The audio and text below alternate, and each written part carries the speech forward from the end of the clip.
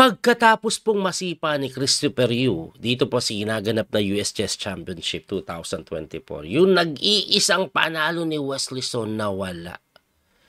By the way, sinipa po si Christopher dahil daw po sa ginawa niyang panununtok. Pag-usapan siguro natin ng konti mamaya pagkatapos ng video. Pero ngayon pong round number 7, kalaban po ni Grandmaster Wesley Son, walang iba kundi si Grandmaster Lebon Aronian. Ayan, malakas na Grandmaster kalaban niya. Itim si Wesley Son dito. Ano ang nangyari? Nag-ipor po si Lebon. Lagi niyang tinitira yan. E5, Knight F3, Knight C6, and then nag-Bishop C4. So, Italian. At pagka Bishop C4, ang pinili ni Wesley, Knight F6. Na kung saan, no, pwede pong mapuntahan sa tinatawag ng Pride Liber, yung magna-Knight G5 ka. Pero ang pinili ni Lebon, D3 lang eh. At after D3, dito po ako nasupresa sa preparasyon ni Wesley. Kasi ang kadalasang ginagawa ni Wesley So po dito, Bishop C5. No? Yung iba po, nagbi-Bishop E7. Meron ding nag-E8-6 para lang po hindi makapin. Pero Wesley So, tingnan nyo approach niya. Ha? Kailangan na kasi niya manalo, wala pa siyang panalo eh. Nag-D5. Very aggressive approach. Napakaagang tulak niyan. So basically, sinamantala niya na walang knight dito, din-E5 niya para kunin agad yung gitna.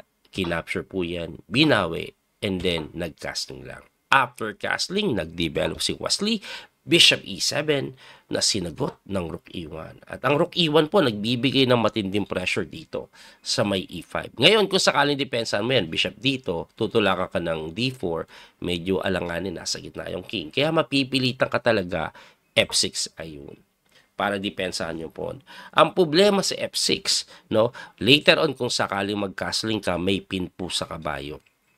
Pero wag kayong mag-alala kahit na parang delikading dahil Wesley So, halatadong preparado. Ang bilis niyang tinira yan eh. Tingnan nyo, nag 1 hour and 32. Pagka F6, tumira po ng A3 lang. Na medyo weird, no? Kasi bakit po siya nag-A3? Ang pinaka-reason, pine-prevent niya po yung Knight A5 idea na kung saan mapipilitang ipalit yung bishop sa kabayo. Ngayon, pag nag-Knight A5 ka, may aatrasan na. Kaya Wesley, ang tinira niya po, Bishop G4. Pinin niya po yung kabayo na sinagot ng H3 at napaatras po yan. At pagka-atras, kung mapapansin niyo po yung oras ni Lebon, 1 hour and 24, bumaba. Ibig sabihin, hindi niya talaga yan, alam, medyo kinakapa niya po yan. At kung mapapansin nyo din, si Wesley from 132, medyo mababa ng konti. Ibig sabihin, hindi na din ito masyadong home preparation.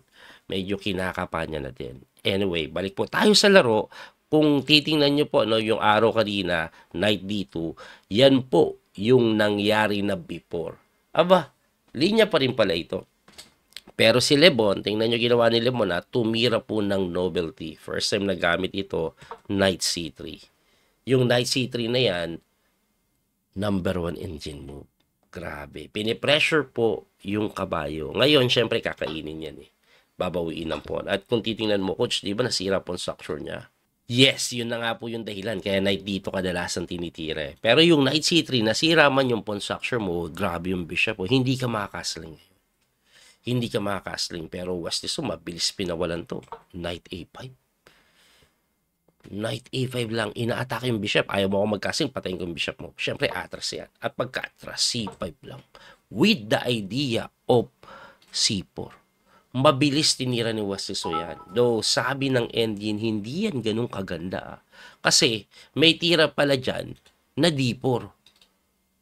Ang lupit ng D4 eh. Parang bubuksan mo yung gitna. Nasa gitna kasi yung king eh. Yun lang pinakaplano. Buksan natin yung gitna. Nandiyan ka sa gitna eh. D4 pala ang tira dyan. Na hindi naman po tinira ni Lebon eh. Kasi medyo na-bluff siya ni Wesley. Bilis tumira eh. No? Kasi kung nag-D4 po siya, lamang po ang white. Ang tinira po ni Lebon, pumasok yung bishop. Natakot po siyang makulong yung bishop pag nag-D4 siguro. Kukulungin yung bishop, magmumukhang po na malaki ton. Anyway, tumira muna nito and then siguro pwede na mag D4 next move. Pero hindi pinahintulutan ni Wesley. Nag-Queen D6 to attack the bishop. Tumakbo po yan sa may F5 na sinagot ng Rook D8. Ayun.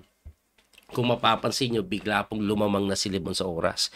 Kasi kinakapahan ito ni Wesley kung anong gagawin niya. So, ibig sabihin, hindi na ito home preparation. Ngayon, pagka Rook D8 ni Wesley, ang evaluation po ng engine dyan, lamang daw po ng konti ang puti. Siguro dahil po meron po siyang pair of bishop, plus hindi pa makakasing si Wesley, and then yung D4 na paparating later on, tapos nasa gilid pa yung kabayo eh. Anyway, Lebon Aronia, nag-Queen E2 lang po dito. Ayan, siguro magdidipon na nga yan. Pagka Queen E2, nag-casting lang si Wesley. Tumira po ng Queen sa may E4. Grabe yung mga tira ni Lebon. Puro number 1 engine move. Inaatake po yung pawn, no? Napilitan si Wesley mag G6. At pagka G6, umatras doon, kinapture, binawi ng pawn. At ito daw po ay lamang pa rin na konti para sa side po ng white, no? Parang kung titingnan mo, coach, ba't ang pangit ang pawn structure nyo, oh? Double-double po, may isolated pa. Pero ba't lamang? Kasi, mas aktibo yung mga pyesa niya. Yung kay Wesley nasa Gedli. No? Eto, may mga thread pa nga po siya ngayon eh. Eto po thread niyan eh. Tutulakan niya yan. Para pag gumalaw to, makakain mo yan. Kaya napilitan si Wesley, Knight C6. Bukod po sa na-activate na po yung kabayo, pag nag-G5 ka dito, tutulakan na ganon. Okay? Tapos pwedeng humarang pag chumek. Anyway, nag-bishop lang po yan sa 8-6. Tumira po ng Rook E8, of course, umiwas. Nag-knight lang doon. Anong trip? Sasacrifice siya. Mati ka. Of course, nakita yan ni West. Nag-bishop F8 para i-get rid po yung bishop. So, pag nag-sacrifice ka, ang kakainin ito eh. Kaya kinapture po yan, binawi po ng king. Ngayon, yung sacrifice, wala nang dating. Isang piyesa lang makukuha sa'yo. No? Kaya ang ginawa, nagbalik na. Pagkabalik, nag-king move.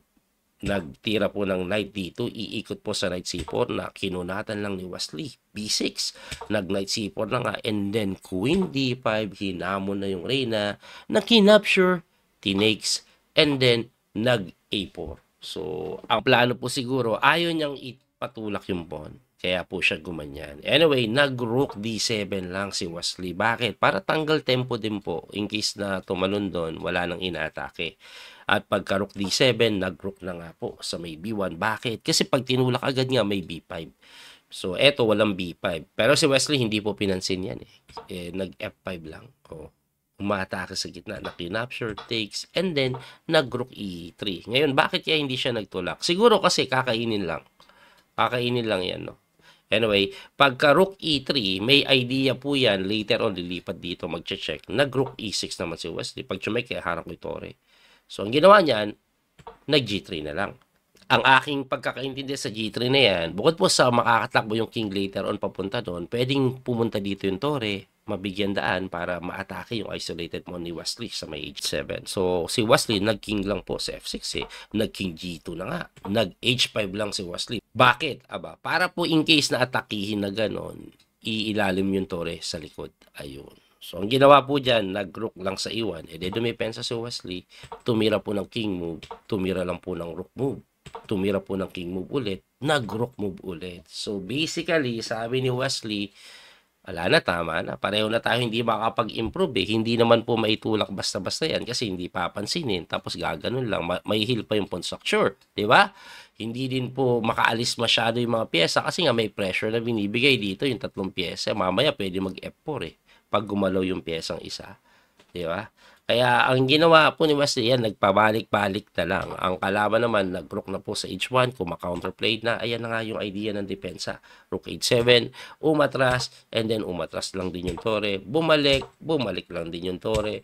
Nag-king move, bumalik lang po yung tore. Bumalik, ayan, basta nagpagalaw-galaw na ganyan, nauwi din sa tabla. So, ang ending para sa side ni Wesley, out of 6 games, kasi yung isa niya bye, dapat 7 rounds na, pero bye siya nung isa. Out of 6 games, 3 points lang siya. Ngayon, ano po ang standing? Ayan, ipakita ko po yung standing sa kasalukuyan. Ito po ang overall standing. So, leading po si Fabiano Caruana with 4.5 points. Na kung saan, lamang po siya ng 1.5 kay Wesley. Kasi si Fabi, may 3 panalo. Si Wesley, puro tabla. So, 1.5 po ang kalamangan niyan. Ngayon, bakit masyadong malayo si Wesley? Hindi naman siya natatalo, puro tabla. Kasi nga po, yung nag-iisang panalo niya na si Christopher Yo, ayan o, tinanggal ang resulta kahit panalo po siya dyan. Ngayon, lahat po ng nakalaban ni Christopher Yo, considered po silang nabay na ng isang beses. Ayan, no. Ang matindi si Pabi, nabay na isang beses. Ibig sabihin, 6 games pa lang siya, pero may 4.5 na siya. Samantalang itong si Wander Liang, ayan, may 4 points kasi may talong isa. Hindi pa niya nakakalaban kasi si Christopher Yu. Si Lebon Aronian, si Hans Mok Niemann, ayan, 3.5 sila, pati si Roy Robson, pero hindi pa nila nakakalaban si Christopher Yu. Ibig sabihin, hindi pa sila nababay together with Sam Shaklan. Si Sebian, nakalaban niya lang si Christopher Yu, pero 3.5 siya. So, looking good yun sa kanya. Si Wesley, kaya 3 points lang yan kasi nakalaban niya na si Yu. Ibig sabihin, kulang siya isa laro, nabay na siya. So, magulo pa pag-explain ko. Kahit ako naguguluhan, visit kasi. Sayang yung puntos ni Wesley. Anyway, konting dagdag impormasyon sa nangyari po kay Christopher Yu, di ba? Pinakita ko yun noong nakaraan. Ito po, yan, yung naglabas ng official statement ang St. Louis about kay Christopher Yu. Ayan. Ito yung arbiter yan eh. Si Chris Bird, yung nakitang humahawak kay Christopher Yu pagkatapos niya matalo kay Fabiano Caruana. Sabi niya, may thanks to US chess for their immediate action on my safe play complaint. Ayan. GMU's US chess membership has been temporarily suspended pending a full investigation. So, basically, ang nangyari kasi, di ba, sinuntok niya na po yung isang videographer na 24 years old, babae, sa likod. Ang pinagsasabi nila ito, Birds also provided information that incident involving Yu and female videographer explained the videographer was not at fault. Nobody approached Yu as he left the playing room. The punch was completely unprovoked from behind and in no way accidental.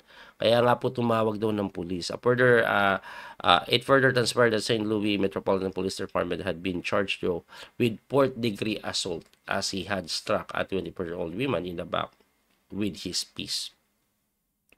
He was released to a parent and the matter will be handled in juvenile court, something like that. Hindi ko sigurado kung ano yan, pero basically ganun eh. Ngayon, nagbasa-basa ako ng mga comment eh. Ayan o. Ayan, Lebon Aronian. Ivan, I saw the video and it's awful. It was a well-prepared punch to a completely innocent person. The club action is very mild, I assure you. We need to acknowledge that chess is a very tough mental sport. Mental health awareness and training for our young players is a must. Lebon Aronian yan. Ayan o. Grabe, no? Grabe. Medyo ano po yung pangyayari. Anyway, abangan nyo po yung mga susunod na kabanata dahil ito ang matindi sa round number 8. Kalaban po ni Grandmaster Wasiso, si Fabiano Caruana. Pag si Wesley naisahan si Fabi, may chance mag-champion. Abangan po natin yun. Muli ito po niyo, Coach PD Master Daniel Causo. Hanggang sa muli pagkikita. God bless po. Don't forget to like and share, follow, and subscribe. Bye-bye. Salamat. That little mouse, 'cause I'm an albatross.